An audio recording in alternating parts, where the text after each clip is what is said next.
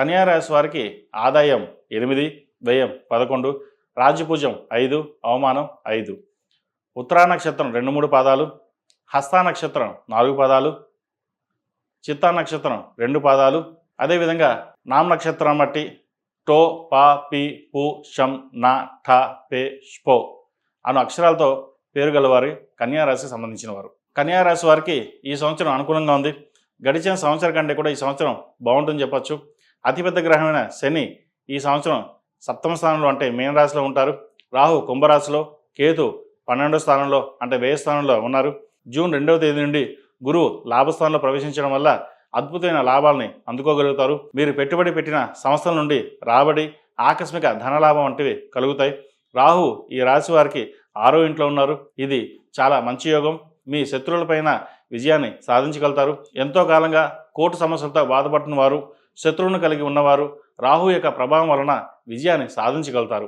పోటీ పరీక్షల్లో పాల్గొని విజయాన్ని అందుకోగలుగుతారు. కన్యా రాశిలో జన్మించి ఎవరైతే వివాహం కాని వారు ఉన్నారో స్త్రీ పురుషులు ఇద్దరికి కలత్ర స్థానంలో శని భగవానుడు ఉన్న కారణం చేత వివాహం ఆలస్యం అయ్యే అవకాశం గోచరిస్తోంది. వివాహ జీవితంలో కొంత ఒడిదుడుకు ఉండే అవకాశాలు కూడా లేకపోలేదు. అదేవిధంగా గురువు దశమ స్థానం నుంచి లాభస్థానంలోకి రావడం వల్ల ఉద్యోగ ప్రయత్నాలు చేస్తున్న వారికి మాత్రం చాలా అనుకూలంగా ఉంటుంది. ముఖ్యంగా ప్రభుత్వ ఉద్యోగం కోసం ప్రయత్నం చేస్తున్న వారికి మంచి ఉద్యోగ అవకాశాలు కలిసి వస్తాయి. ఈ రాశి వారికి కేతు 12వ స్థానంలో ఉండడం వల్ల శాస్త్ర పరిజ్ఞానం పెరుగుతుంది. పుణ్య కార్యక్రమాలు చేస్తారు. సమాజంలో పేరు ప్రఖ్యాతలు తెచ్చుకుంటారు. దైవ కార్యక్రమాలు చేస్తారు. డిసెంబర్ 5 నుండి కేతు వ్యయ స్థానం నుంచి లాభస్థానంలోకి మారడం వల్ల వృత్తిలో మంచి పేరు ప్రఖ్యాతలు సంపాదిస్తారు. సామాజికంగాను అందరిలోనూ మంచి గుర్తింపు తెచ్చుకుంటారు.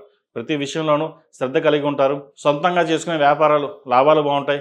ఎవరైతే భాగస్వామి వ్యాపారాలు చేస్తున్నారో వారికి వ్యాపార భాగస్వామితో విభేదాలు వచ్చే అవకాశం గోచరిస్తుంది. కుటుంబ జీవితం చాలా వరకు సాఫీగా సాగుతుంది. విదేశీ ప్రయాణాలు కొంత ఆలస్యమైన మంచి చక్కగా ఫలిస్తాయి. విద్యార్థులకు ఎవరైతే పోటీ పరీక్షలో సిద్ధమవుతున్నారో వారికి రాహు 6వ ఇంట్లో ఉండడం అనేది గొప్ప విజయాన్ని సూచిస్తుంది. సాఫ్ట్వేర్ రంగంలో ఉన్న వారికి, వైద్యులు ఉన్న వారికి, ట్రావెల్ ఏజెన్సీ రంగాల్లో ఉన్న వారికి బాగుంటుంది. ఆరోగ్యపరంగా కొన్ని జాగ్రత్తలు తీసుకోవాలి. ఇమ్యూనిటీ పవర్ తక్కువగా ఉంటుంది. కుటుంబంలో విభేదాలు వచ్చే పరిస్థితి గోచరిస్తుంది. విలువైన వస్తువులు కొనుగోలు చేస్తారు. శత్రువులపై విజయం సాధిస్తారు. ఉన్నత విద్య విషయాలకు సంబంధించిన ఎవరైతే విదేశాలకు వెళ్ళాలనుకుంటున్నారో ఉద్యోగపరంగా కావచ్చు, వ్యాపార పరంగా కావచ్చు, చదువు పరంగా కావచ్చు, విదేశాల్లో స్థిరపడాలనే చేసే ప్రయత్నాలు కావచ్చు, విదేశీ విద్యకు సంబంధించిన వ్యవహారాలు ఏదైనా సరే చిన్న చిన్న ఆటంకాలు ఎదురయ్యే అవకాశాలు గోచరిస్తోంది. గురువు ఈ సంవత్సరం విద్యార్థులకు అనుకూలిస్తాడు. గురువు ద్వితీయ నుండి ఏకాదశ స్థానంలో సంచరించడం వలన కార్య విఘ్నత అనేది ఉండదు. అనుకోని శుభ సంఘటనలు జరిగి అన్ని విధాలుగా లాభాలు పొందగలుగుతారు. గౌరవ మర్యాదలు పెరుగుతాయి. విజయప్రాప్తి, పదోన్నతి పెరుగుతుంది. గురువు అక్టోబర్ 31 తర్వాత వ్యయ స్థానంలో మారినప్పుడు ఉద్యోగంలో స్థానచలనం అనేది ఉంటుంది. వృధా ప్రయాణాలు, వృధా ఖర్చులు ఉండే అవకాశం గోచరిస్తుంది. జాగ్రత్తగా ఉండాలి.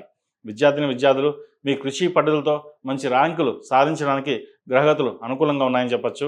ఈ రాశిలో జన్మించిన విద్యార్థులు ప్రతిరోజు ప్రతినిత్యం ఓం నమస్తే ఉత్తర దీపారాధన, దక్షిణామూర్తి స్తోత్రాన్ని, ఏకమిక రుద్రాక్ష మెడలో వేసుకోవడం చెప్పదగిన సూచన.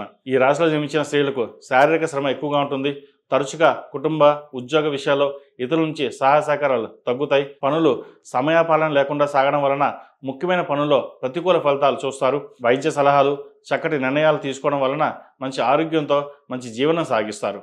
ఆర్థిక పరిస్థితి మెరుగుపడుతుంది. మీరు చేస్తున్న ప్రయత్నాలు సానుకూలించడం, పలుకుబడి పెరగడం వంటివి జరుగుతాయి. కష్ట సమయంలో మిత్రులు అండగా నిలబడతారు. విద్య, సంస్కృతి సంబంధించిన విషయ వ్యవహారాలు బాగుంటాయి. సంతాన క్రమశిక్షణ తప్పడం కొద్దిగా ఇబ్బంది పెడుతుంది. గైనిక్ సమస్యలు తలెత్తే అవకాశం ఉంది. ప్రతి పనిలోనూ ఆటంకాలు ఎదురైన మనోబలంతో, ఆత్మస్థైర్యంతో విజయాన్ని సాధించగలుగుతారు. బ్యూటీ పార్లర్ నడిపే వారికి కాలం అనుకూలంగా ఉంది. చాలా విషయాల్లో మీ ఆధిపత్యం కొనసాగుతుంది. ఆదాయం బాగున్నప్పటికీ ఖర్చులు అధికంగా ఉండడం వల్ల చికాకు కలిగిస్తుంది. వివాహాది శుభకార్యాలు ప్రారంభం విసుగు కలిగించిన మధ్యవర్తుల ప్రమేయంతో నిశ్చయం అవుతుంది.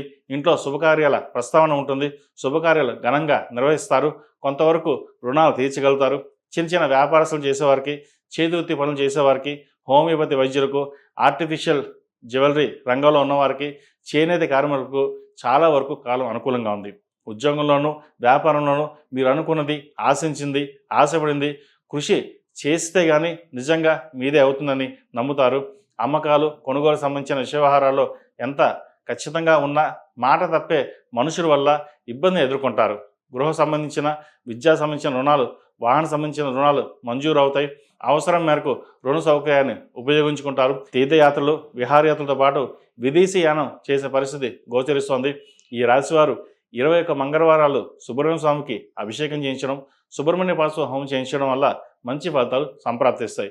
మొత్తం మీద ఈ రాశి వారికి ఈ సంవత్సరం ప్రథమార్థం కంటే ద్వితీయార్థం చాలా వరకు అనుకూలంగా ఉందని చెప్పవచ్చు.